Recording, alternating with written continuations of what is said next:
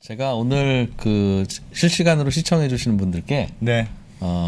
선물을 하나씩 보냈습니다. 뭐요? 지금 뭐 휴대폰이나 네. 뭐 노트북 컴퓨터 혹은 집에서 컴퓨터로 보시는 분들은 아래쪽 하단에 보면 네. 제가 보낸 선물이 있는데요. 네. 안 보이시는 분들이 있을 거예요.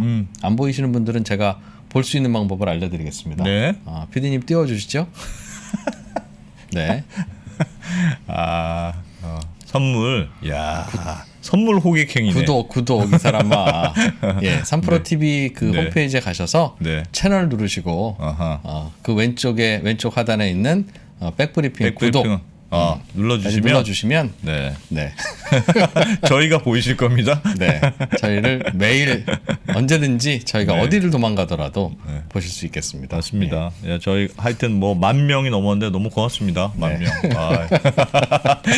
예, 시작과 끝은 항상 네. 구독 홍보로. 자, 네. 백브리핑의 정규직 기자죠. 네. 보석 같은 네. 장순원 기자 어서 오십시오. 네, 안녕하세요. 네. 오늘 가계대출 관련한 규제책이 나왔는데 신문에서는 뭐 대출 받은 돈이 2억 원이 넘으면 이제는 추가로 대출 받기가 굉장히 깐깐해진다. 네. 뭐 그렇게 얘기 나오더군요. 무슨 얘기예요, 그게? 네, 일단 화면부터 보고 하시죠. 네. 화면. 화면. 이건 네, 오늘 뭐 많이들 보셨을 거예요. 이런 예. 기사. 그 연금도 내년 1월 1일부터 예. 대출이 2억 원이 넘으면 DSR 규제를 강화한다. 이런 내용이거든요. 예. 여기 보면 오늘 대책의 뭐 핵심된 부분이 이거예요. 지금은 그 DSR 규제라고 네. 연 소득에서 매년 갚아야 될 원리금 비율을 산정하는 규제가 있어요. 그걸 DSR이라고 하는데 네. 그게 이제 은행별로 지금 규제 지역에서 6억 원 초과 주택을 구입할 때 이제 주택담보대출을 받을 때나 신용대출을 1억 원 넘게 대출을 받을 때 개인별로 이제 40%의 비율이 적용됩니다. 네.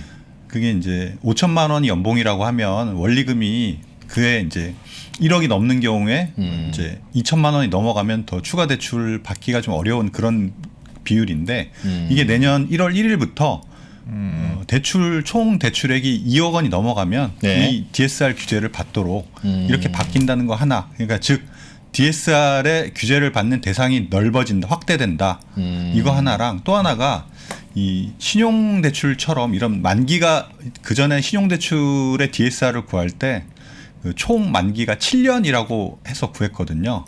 이제 만기가 길어지면 다달이 갚아야 될 돈이 작아지니까 대출 규모가 확대될 수 있는데 이 7년이라고 계산했던 신용대출의 만기를 5년으로 축소한다. 이게 이번 대책의 가장 뼈대가 될 것 같습니다. 이야, 딱 두 가지 고르면 하나는 네. 옛날에는 규제 지역 아닌 곳에서 대출을 100억 받았어도 괜찮은데 괜찮았는데 네. 소득이랑 상관없이 빌릴 수 있었는데 규제 지역에서 6억 이상 아파트 사는 것만 아니었다면 그런 거 안 따졌는데 이제는 한국인이 2억 이상 대출을 받으려고 하거나 받았거나 하면 네 소득의 그때부터 40%까지만 따져본다 이거죠. 그렇죠. 따져보는 게 내 소득의 40%까지만 원리금으로 쓸 수 있게. 그 소득의 40%라는 게 어마어마한 거예요. 이거 40%면 네. 내가 연봉이 5천만 원이다. 네. 그럼 1년에 음. 2천만 원 넘으면 안 된다는 뜻이잖아요. 그렇죠. 이 원리금으로 2천만 원 이상 나가는 대출은 못 받아. 못 받아. 그런 거니까 예. 야, 이거 뭐 예를 들면 몇 억만 빌려도 30년 만기 뭐 이렇게 해도 금방 넘을 것 같은데. 네, 일단 그 바뀌는 부분들을 표로 한번 보시면 좀 네. 이해가 빠를 네. 것 같은데 예. 표로 봐야 할 만큼 복잡합니다. 예. 예, 지금 요런 이제 그 주택담보대출 같은 경우에 평균 금리를 한 3.47%로 가정을 요즘, 하고 예. 30년간 갚는 경우에 지금 맨 위에 사례를 보시면요. 네. 현재 이제 대출 가능 금액이 연소득 5천만 원, 그다음에 기존에 5천만 원 대출이 있어요. 이분이 이제 투기과열지구, 뭐 서울에서 시세 6억 원짜리 아파트를 구입하는 경우에 지금은 3억 6천만 원까지 대출이 가능합니다. 현재는? 네. 그 특별한 DSR 규제를 받지 않고 그러니까 LTV 규제만 받는 거거든요. 주담대니까. 네. 예. 그러니까 LTV 같은 경우에는 보통의 지역의 40%인데 뭐 첫 주택이고 예. 뭐 보금자리 같은 경우에는 뭐 플러스 10% 포인트 혜택이 있어서 60%까지 가능한 상황인데. 집값의 60%는 대출해줬는데 지금은 네, 그렇습니다. 그러니까 3,600만 네. 원까지 됐는데 네. 내년 3억 1월 6천만 원. 네. 3억 6천만 원. 네. 네. 내년 1월부터는 이 금액이 이제 1억 5천만 원으로 확 주는 거죠. 첫 번째는 이제 6억짜리 아파트를 구입할 때는 DSR이 적용이 되는 거지 않습니까? 이제 2억 2억이 넘어가는 2억 넘어가는 거니까. 그래서 예. DSR 40%를 적용하면 하고 거기에 이제 기존의 대출이 있잖아요. 저기 그 5천만 원 마이너스 통장 그 기존 대출 것까지. 만기가 이제 그 전에는 7년이었는데 이제 5년으로 줄다 보니까 5년을 네. 적용하다 보니까 저 금액이 나왔어요. 저게 핵심이네요. 그러니까 5천만 원짜리 마이너스 통장 대출은 네. 5천만 원을 신용대출 받은 걸 보고 네, 이거를 무조건 5년에 갚는 걸로 계산한다. 네 맞습니다. 1년에 1천만 원씩. 네, 네. 그러면 1년이 더 금액이 많아지잖아요. 7년으로 나누기 7로 했다가 나누기 5로 하면. 이거 오늘 되게 중요한 건데 네. 바로 중요한 건데 이건데 이제부터는 대출 이자가 중요한 게 아니에요. 나누기가 중요하다. 그러니까 은행에서 이제 대출 받으러 가면 네. 네, 그러니까 대출 이자가 중요하지 않아요. 네. 그럼 뭐가 중요하냐? 나누기. 이 대출을 정부에서 몇 년 만기 대출로 간주하느냐가 굉장히 중요해집니다. 왜냐하면 그걸로 이제 그게 이제 대출 규제가 되는 거니까. 그렇죠. 그렇죠. 그 보통 주택담보대출은 30년이죠. 예. 30년 만기로 보고 대출 규제를 하는데. 그럼 30년으로 끊는 거죠. 그렇지. 30년. 내가 받은 대출을 30년 동안 나눠 갚는 걸로 원리금을 보고 소득 대비 이거 가능한가 이걸 보는데. 그렇죠. 예를 들면 1년 만기인 대출로 간주하고 이 대출을 규제하기 시작하면 야, 주택담보대출보다 30배 대출을 많이 받은 걸로 보는 거예요. 그렇죠. 그렇죠. 그러니까 쉽게 생각한다면 이제부터는 대출 많이 받지 마. 그런데 이제 그렇죠. 그러니까 얼마를 대출 받지 않아야 돼라고 할 때 내가 받은 대출을 이제 만기로 분모로 나눠주는 거죠. 야, 그 중요하네. 그 7년에서 5년 그것도 되게 중요하겠는데요. 그 네. 화면 잠깐 보시면요. 네. 아무런 반응 없이 너 설명 그 끝났으면 말씀이 내 설명 맞는 좀 들어라. 게 지금 네. 그 저기 마이너스 통장이 7년에서 5년으로 줄면서 그 만기 효과가 상당히 커진 거거든요. 그리고 네. 주택담보대출도 저기 말씀하신 대로 저게 30년짜리도 있고 뭐 20년짜리도 있고 10년짜리도 있는데 네. 만기가 줄면 줄수록 이제 대출 가능 금액이 팍팍 줄어드는 그런 그렇죠. 효과가 있고 그렇죠. 또 하나는 이제 뭐 그 DSR이 소득 대비 원리금 비율이잖아요. 네. 그러니까 소득이 많은 분들보다는 소득이 적은 분들이 타격이 좀 규제의 타격이 크다. 그렇지. 뭐 이렇게 그렇지. 볼 수 있고 특히 저기 사례로 나왔던 저 집 같은 경우에는 물론 이 이제 사람들이 선택을 할 거 아니에요. 그 마이너스 통장의 만기가 짧아졌기 때문에 마이너스 통장하고 주담대를 같이 가는 경우에는 상당히 이제 부담스러워졌어요. 둘 다 계산하니까. 네, 그래서 주택을 살려고 주택담보대출을 받으시려는 분들은 기존의 마이너스 통장을 갚는 게 이 네. 주택담보대출의 금액을 키울 수 있는 요인이다 보니까 네. 이 둘 중에 하나는 포기하는 선택을 할 가능성이 매우 높아진다. 특히 이제 소득이 낮을수록 뭐 그런 쪽으로 이제 규제에 영향이 미칠 것 같습니다. 그게 예전에는 사실은 그러니까 그 DSR이라는 걸 적용하는 게 예전에는 이거 대출 막으면 요걸로 빌리고 요거 대출 막으면 요걸로 빌리고 이렇게 하니까 그냥 하여튼 다 합쳐가지고 네 소득에 얼마까지만 빌려라 뭐 이런 식으로 규제하는 거잖아요. DSR이라는 네. 걸 예. 취지가 다 그래서, 보니까 뭐 빠져나갈 데가 없어 이제. 그러니까 만기 5년으로 간주되는 대출은 만기 30년으로 간주되는 대출과 비교해 볼 때 6배로 더 보는 거예요. 즉 그러네. 만기 5년짜리로 1년 1억 원 대출 받았다라고 하면 만기 30년짜리 주택담보대출로 보면 6억 원 받은 거하고 똑같은 걸로 간주한다 너는. 그렇지. 예. 그러니까 예.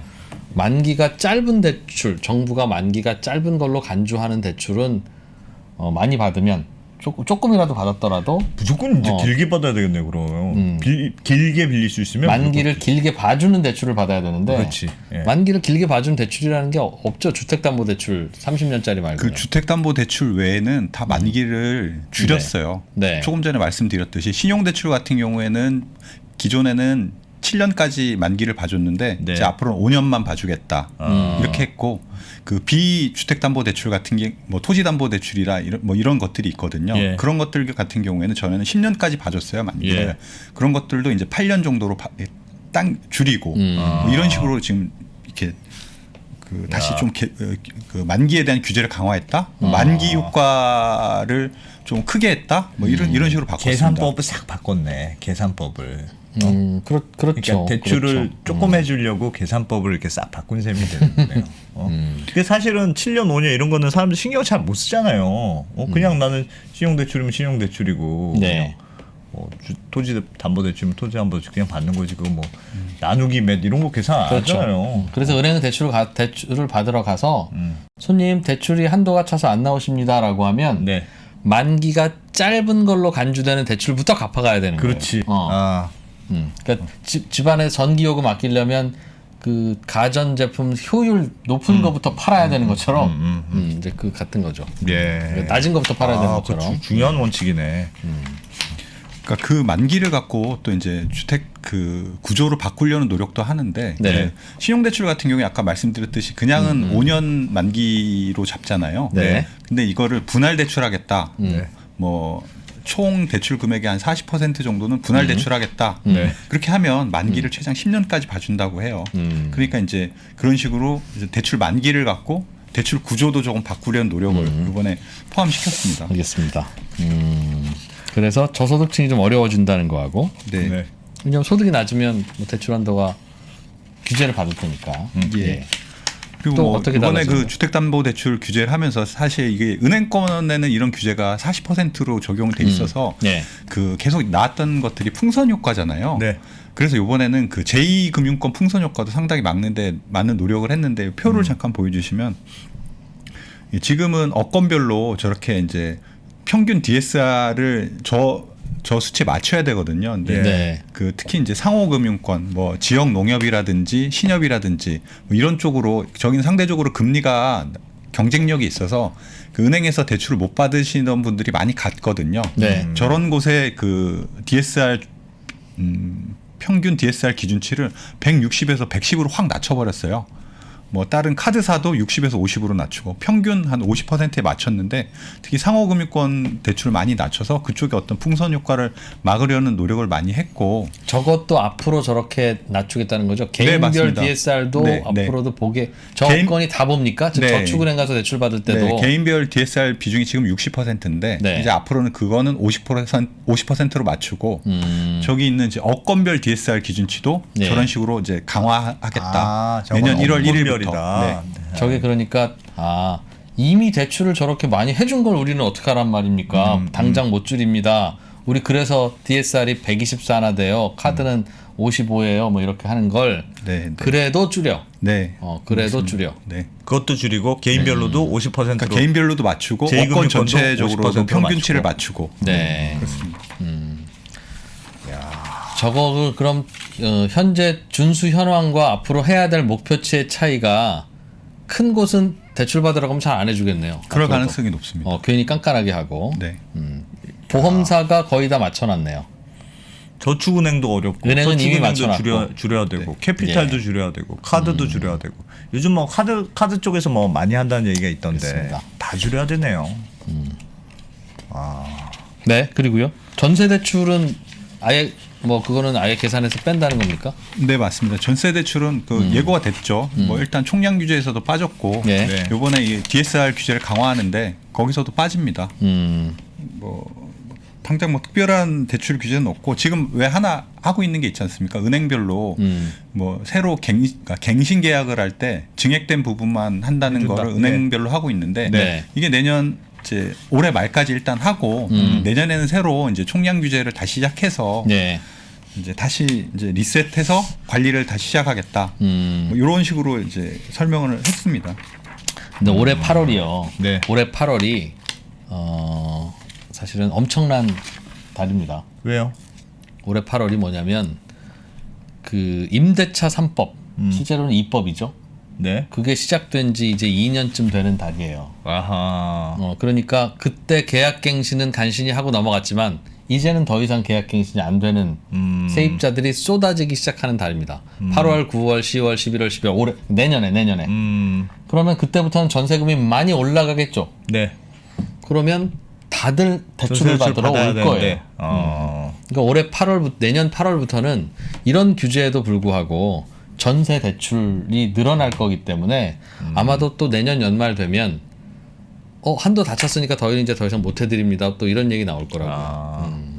아니 그것도 그렇고 지금 우리가 계속 얘기했던 게 이제 가계대출 하니까 그게 한도 규제잖아요. 전년 대비 6%까지만 넘지 예, 마라 예. 하고 있으니까 그럼 올해는 한도가 다 찼으니 내년 초에를 우리 노려봅시다. 다 그러고 있었잖아요. 네. 내년 초를 우리가 대출을 집중적으로 공략해야 될 때다 그렇게 생각하고 있었는데 내년 1월부터 DSR 40%를 적용한다고 하니까 내년 초부터 그 대출 해주는 거를 틀어막겠다는 시그널을 보이긴 해요. 그러겠죠. 그러니까 네. 실제로는 웬만한 소득을 가지고는 이제는 그 서울에서 아파트를 못 살 거예요. 그렇죠. 서울에서 아파트가 이제 안 나올 겁니다. 이런저런. 네, 네. 왜냐하면 2억 넘는 거는 다 규제를 하기 시작하니까 그 규제를 통과해서 뭐 3억 4억을 빌려봐야 그 서울 아파트 값하고 관계가 크니까 아마 내년 1월부터 이게 시작된다는 거는 사실상 집을 살 때 대출이 안 나오기 시작하는. 그러니까 이거나 저거나. 그런 어차피 뭐 지금도 못 사고 그런 내년에도 못 되는 사고. 거죠. 예. 네. 그 전세 그 말씀하셨듯이 그 내년 되면 좀 나아질까 하는 기대를 품었던 분들 계시잖아요. 네. 그 내년에 가계대출 규제 비율이 그러니까 올해가 한 6%, 5, 6%였는데 내년에는 4, 5%에서 관리하겠다는 게 이제 그 정부의 입장이거든요. 예. 그러니까 증가폭이 조금 줄죠. 특히 이제 전세대출 같은 경우에 올해 뭐 전세대출도 그렇고 주택담보대출도 그렇고 갑자기 하반기에 그 당국에서 규제를 막 하니까 갑자기 끊어버렸잖아요. 사실 이게 어떻게 보면 말도 안 되는 일이잖아요. 네. 대출해주던 은행이 네. 갑자기 대출을 안 해주는. 그래서 사실 소비자들의 불만도 많았었는데 네. 최소한 이런 일은 벌어지지 않도록 관리하겠다는 게 이제 금융위원회 입장이거든요. 어떤 네. 식으로 관리하겠냐. 분기별로 그 대출 가능 금액을 안 분해서 한꺼번에 대출이 팍 나가서 더 이상 대출해 줄 수 없는 그런 상황을 만들지 말아라. 예. 뭐 이렇게 관리하겠다는 거예요. 그게 작년에 왜 그런 일이 벌어졌냐면은 뭐 일부 은행 같은 경우인데 이제 상반기에 좀 그 목표치를 많이 달성해 두면 하반기에 좀 편하지 않겠느냐 뭐 이런 생각도 있었을 거고 네.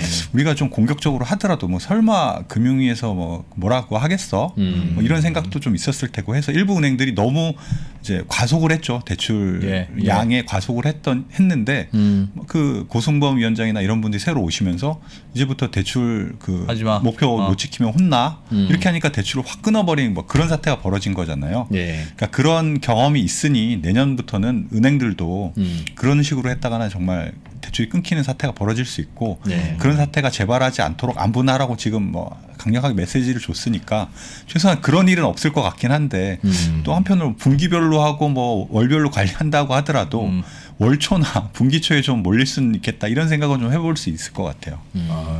당연히 그렇죠. 당연히 분기별로도 몰리겠죠. 또 중요한 내용 알아둬야 될 건 어떤 게 있습니까? 그 전세 대출 관련해서 조금 예. 재밌는 얘기, 네. 재밌는 포인트가 있는데 지금 오늘 그 저기 화면을 잠깐 보여주시면요. 네. 아이고야. 예, 여기 보시기 조금 힘들 수도 있는데 저기 네. 맨 위쪽에 빨간색 있잖아요. 예. 그 정부에서 이제 분할 상환 대출이 가급적 그 외부 위험에 대응하기도 좀 쉽고 구조적으로 좀 안전하다 이렇게 생각을 해서 그 분할 상환 대출의 목표치를 다 구체적으로 줬어요. 예. 지금 보면 2021년 올해 목표가 57.5%, 은행 같은 경우에 주담대 목표가 57.5고 이제 내년에 60% 그만큼 이제 그 분할 상환 대출 양을 늘리도록 이렇게 목표를 줬는데 그러니까 분할해서 네. 갚는 걸로 자꾸 그러니까 유인해라. 이자만 내는 식의 대출보다는 다달이 갚는 그런 대출의 양을 늘려라. 아하. 이런 목표치를 줬어요. 네. 그리고 신용대출 같은 경우에 아까 말씀드렸듯이 만기를 길게 가져갈 수 있는 인센티브를 줬으니 그런 상품을 앞으로 좀 내놓을 겁니다. 신용대출을. 네. 여기 재밌는 거 중에 하나가 이 전세대출의 분할 상환 유도 및 인센티브 확대 네. 이런 방안이 하나 담겼는데요. 사실 그 전세대출 같은 경우에 지금 어떤 식이냐면 뭐 전세대 보증금을 한 4억을 빌려도 다달이 이자만 갚지 않습니까? 예. 당연히 그렇죠. 네, 이자만 갚고 그거에 대해서 뭐 분할 상환하는 경우는 거의 없어요. 네. 지금 나와 있는 전세 대출에서 한 분할 상환하는 분들이 한 2에서 3% 정도 된다고 해요. 그분들은 이제 아예 이제 대출 이자를 좀 줄여보겠다 이렇게 생각하고 처음에 그 대출을 받을 때 선택을 할 수 있거든요. 네. 약정을 해서 다달이 갚는 방식이 있고 뭐 이자만 갚는 방식이 있는데 뭐 거의 97%는 이자만 갚는 방식을 선택하는데 이렇게 분할 상환하는 방식, 그러니까 전부는 아니고 뭐 10에서 20% 정도 분할 상환하는 방식의 전세 대출을 앞으로 좀 더 확대하겠다. 뭐 이런 대안을 내놨어요. 진짜 저는 좀 이상한 것 같아요. 전세 대출을 누가 분할 상환을 전세 대출은 돈이 없어서 전세 자금이 이게 전세 대출 기본이 돈이 없어서 전세금이 부족해서 전세 자금 대출을 받잖아요. 그걸로 집주인한테 줘. 그리고 2년 있다가 그걸 받아서 갚기 위해서 전세 대출 받는 건데 그거를 왜 월불로 상환해서 누가 그렇게 하겠어요? 저는 별로 안 할 것 같은데. 이게 사실 인센티브가 없죠. 이거를 다달이 갚으면 그 사실 금액도 적지 않고 10%라고 하더라도 금액이 뭐 4억을 빌렸을 때 2년 동안 10%를 갚는다고 치면 뭐 1년에 2천만 원? 이거 전체 기간 그러니까 4천에 1년에 한 2천만 원씩을 갚아야 되는데 다달이 거의 뭐 8, 90만 원씩을 갚아야 되잖아요. 그래서 분할 상환할 메리트가 거의 없어요. 근데 지금 이거는 이제 은행한테 인센티브를 줘서 그런 상품들을 내놓고 그런 식으로 유도를 하라는 거고. 하여튼 분할 상환을 많이 만들어라. 네네. 이게 사실 원래 이 분할 상환 그 분할 상환 방식의 전세 대출을 내놓는 게 이번에 그 금융당국 내부에서도 많이 고민을 했는데 이게 워낙 파급이 크고 그 소비자들의 반발이 크다 보니까 이걸 강제로는 못하고 한번 이렇게 슬쩍 여기 한번 해서 이제 유도를 해보겠다 뭐 이런 생각이 있는데 앞으로 이제 그 전세 대출에 관해서는 이제 가계 대출이 잘 안 잡히면 앞으로 전세 대출도 DSR 규제를 하겠다라는 게 이제 금융위원회 오늘 고승범 위원장의 발표고요. 그런 차원의 그런 여러 가지 대책 중에 하나가 이런 그 분할 상환도 조금 고려하고 있는 게 아닌가 이런 생각을 해보는 그런 단초로 좀 제가 봤습니다. 맞아요. 저 채팅창에서도 어떤 분이 하는 사람이 있을 수 있다 분할 상환을. 전세 대출 이자 굳이 왜 무냐 나 여윳돈 있는데. 그러니까 여윳돈 있는 거 전세 대출 갚겠다. 라는 생각인데 대개는 그럴 경우엔 이게 말했듯이. 그런 분들이라면 전세 대출을 굳이 받지 않았을 가능성도 높다. 여유 자금이 있으면 그럴 수 있죠. 그런데 앞으로는 여유 자금이 넉넉지 않은 분들은 이렇게 얘기해. 이미 다 아실 테니까 여유 자금이 넉넉지 않은 분들은 대출을 그 자발적으로 상환하거나 그러면 안 됩니다. 그러니까 예를 들면 뭔가 긴급한 일이 있거나 필요가 있을 때. 은행에 가면 담보대출도 잘해주고 내 집을 담보로 담보대출도 잘해주고 내 전세금 담보로 담보대출도 잘해주면 여윳돈 있을 때 갚아놔야죠. 왜? 필요하면 또 대출 받으면 되니까. 필요하면 또 대출 받는 게 안 되잖아요.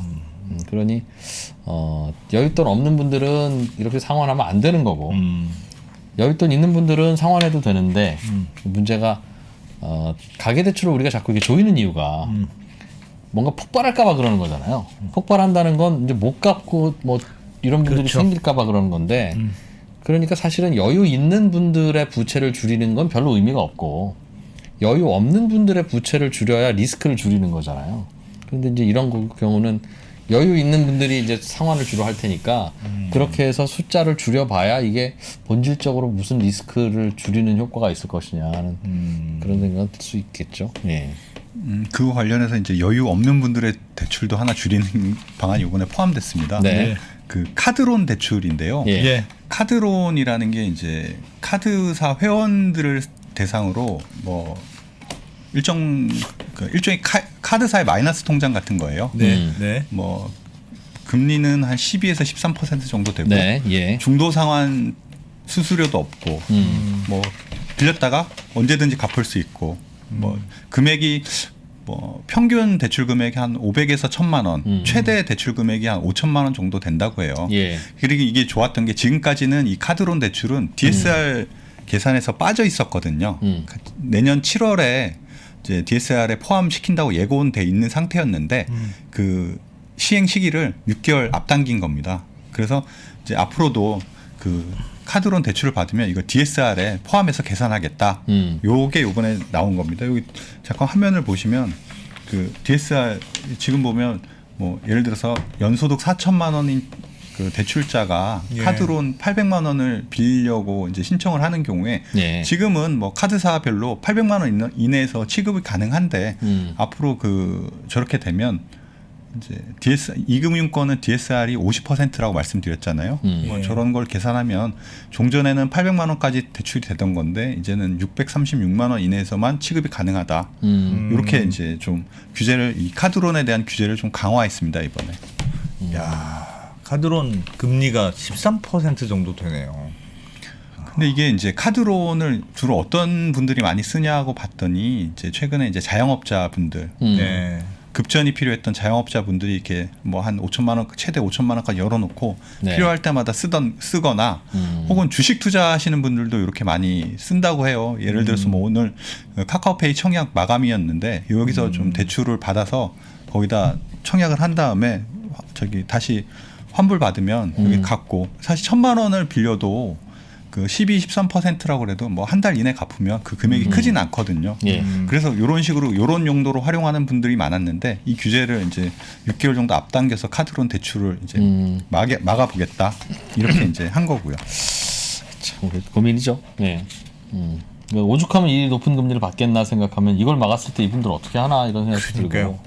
이제 가계대출 규제하는 취지에서 보면 이런 부채들 빨리 줄여서 뭔가 폭발을 막아야 되는 문제가 생기니까. 네, 맞아요. 이게 그 카드론 대출이 지금 잔액이 한 34조 원 정도 된다고 해요. 네. 34조 원 중에서 그 다중채무자라고 그러죠. 금융기관 3곳 이상에서 대출을 받은 사람들 그런 분들이 쓴 잔액이 한 24조 원 정도 됩니다. 야, 정말 많네요. 네, 최근 들어서 가파르게 늘고 있어서 이게 뭔가 좀 좋지 않은 징후가 아니냐. 이런 예. 분들의 카드론 대출을 계속 허용해줬다가 어느 순간 이제 환경이 안 좋아지면 일종의 악성 채무로 바뀔 수 있다. 네. 이런 판단을 한 거고요. 그래서 왜 이 서민들의 급전 창구를 끊느냐. 카드론 대출에 그걸 규제를 하면 네. 그렇게 된다. 뭐 이분들은 어디로 가느냐. 이런 사실 비판이 많아서 반발이 많아서 이 규제를 하는 거를 조금 주저주저 해왔는데 이제 더 이상 이렇게 미룰 수 없다 이렇게 판단한 것 같고요.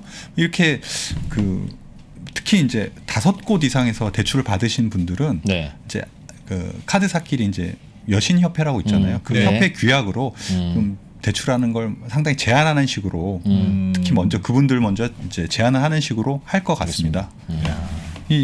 이분들 이제 어떻게 하느냐? 네. 뭐 서민 정책금융 대출 같은 것들이 있는데 네. 그런 쪽으로 좀 활용을 하시도록 올해 한 9조 6천억 원 정도가 이렇게 서민금융으로 풀렸는데 내년에 10조 원 이상으로 조금 증액하겠다고 하긴 하는데 네. 사실 뭐 이분들이 그거 받을 수 있으면 진작에 받았겠죠. 받기 힘든 상황 분들도 그러게요. 있고 그러면 이제 그런 분들은 더 어려운 뭐 대부업체나 이런 쪽으로 밀려나지 않을까 하는 뭐 우려들도 많이 있습니다. 네. 네. 답답하네. 많지는 않 생각보다 많지는 않네요. 제일 먼저 걱정인 건 이거 어떻게 해야 되나 싶은 게 저는 주택담보대출을 갚을 때 원금도 30년에 나눠 갚으라는 거잖아요. 그렇죠. 지금. 그렇죠. 그런데 사실은 그러기에는 집값이 좀 많이 올랐죠. 많이 올랐죠. 네. 지금 서울의 그 아파트 중위 가격, 가운데 가격이 뭐 12억 원을 넘어섰으니까. 네. 그러니까 12억짜리 아파트를 대출을 받으면 4억 8천까지밖에 안 되니까 네. 실제로 살려면 7억 원 현금은 있어야 되고 7억 원 현금이 있더라도 나머지 5억 원 가까이 대출을 받으려면 7천만 원 이하의 연소득 가지고는 안 되더군요. 안 되죠. 안 되네. 그래서 이거를 그냥 이자만 갚으세요 라고 하면 한 5천만 원까지도 가능한데 연소득이. 그래서 모르겠습니다. 이자만 갚다가 나중에 그냥 돌아갔을 때 그때는 그냥 집을 팔아서 갚으면 안 되는 건가요? 지금 그동안은 그런 식으로 많이 했죠. 그동안은 그래서 이자만 갚다가 집값이 오르면 사실 그 집을 팔아서 상환하기도 하고 뭐 그런 식으로 해왔는데 지금은 이제 그런 거 모르겠고 일단 다 이제 원리금 기준으로 계산하겠다는 거잖아. 빌려줄 네. 때도 원리금 기준으로 계산하고 웬만하면 매년 갚는 걸로 하고 예. 그러니까 이거는 진짜 소득이 없는 부족한 분들은 대출 받기가 이건 굉장히 진짜 어려워질 어려워지는 거고. 상황이 되는 거죠. 근데 이게 이제 뭐 사실 그렇잖아요. 소득이 많은 분들이 대출을 많이 받고 이게 그렇게 자본주의적이긴 해요. 소득이 많은 분들이 갚을 여력이 있으니까 대출 많이 해주는 건 훨씬 뭐 리스크가 덜하겠죠. 그래야 안전하죠. 안전하죠. 그래야 안전하죠. 그건 뭐 네. 맞는 말이긴 맞는 말인데. 그러니까 자본주의 시장 경제 원리에서 효율적이고 맞는 말은 꺼내서 들어보면 항상 근데 인간이 이러면 안 되지 그런 거하고 항상 겹치죠. 겹치는 문제가 벌어지죠. 아무튼 뭐 줄이려고 하는 거에 대한 부작용만 좀 줄여가면 좋겠는데 네. 제일 걱정인 건 아마도 그 대부업, 사채업 이런 게 굉장히 이제 수익성 좋아지거나 사업할 거 많아질 거예요. 그쪽으로 간다. 대출 받으러 갔는데 대출이 안 나오면 네. 도대체 왜 안 나와? 라고 하면 신용대출, 마이너스 대출 이런 거 빨리 끄라고 그러잖아요. 그렇죠. 그래야 이 대출 해드리겠다고. 뭘로 끕니까 이거를? 돈도 왔는데 일단은 끄고 사채 받아서 일단은 끄고 대출 받고 이러다 보면 이거 비싼 이자 이거 어떻게 하나 또 이런 고민도 하게 될 거고. 아무튼 그런 내용이었습니다. 네. 예. DSR. 네, 백브리핑 장순원 기자 고맙습니다. 네, 고맙습니다. 국내 최고의 기업 임원, CEO, 행정가, 석학들에게만 오프라인으로 제공이 되었었던 그 강의를 3프로TV와 송기령이 만나서 여러분께 최초로 공개합니다. 3프로TV 미래대학 데이터로 세상을 읽다. 데이터로 사람의 마음을 읽는 마인드마이너 송기령 부사장이 알려주는 우리의 현재 그리고 미래.